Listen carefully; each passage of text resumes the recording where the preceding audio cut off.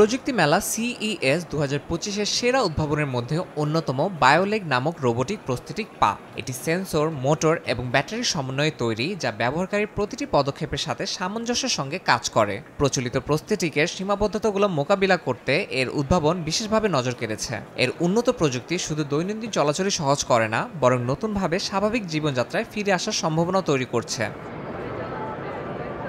মেলায় দর্শনার্থীদের আকর্ষণের কেন্দ্রবিন্দুতে রয়েছে রোমি নামক একটি রোবট। প্রযুক্তি প্রতিষ্ঠান মিক্সির এই রোবট মূলত একাকিত্ব, উদ্বেগ ও বিষণ্ণতা দূর করার জন্য তৈরি করা হয়েছে।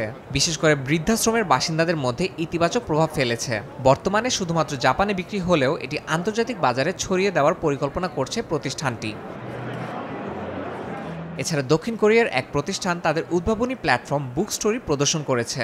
এই অ্যাপের মাধ্যমে বই পড়ার অভিজ্ঞতায় বিপ্লব ঘটানোর প্রতিশ্রুতি দিচ্ছে প্রতিষ্ঠানটি। কৃত্রিম বুদ্ধিমত্তা ব্যবহার করে এই প্ল্যাটফর্মটি বই স্ক্যান করে তাৎক্ষণিকভাবে অডিও, টেক্সট এবং অনুবাদ সংস্করণ তৈরি করতে সক্ষম।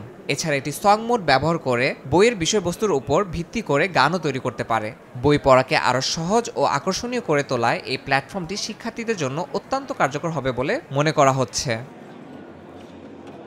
CES 2025-এর মতো উদ্ভাবনী প্রযুক্তি মেলাগুলো শুধু নতুন পণ্য প্রদর্শনের জায়গা নয়, বরং ভবিষ্যতের প্রযুক্তি এবং জীবনের মান উন্নয়নে একটি নির্দেশিকা। এই উদ্ভাবনগুলো বিশ্বব্যাপী মানুষের জীবনযাত্রা পাল্টে দেওয়ার পথে এক ধাপ এগিয়ে নিয়ে যাচ্ছে বলে ধারণা বিশেষজ্ঞদের। ইয়াসিন মোহাম্মদ জিসান, সময় সংবাদ।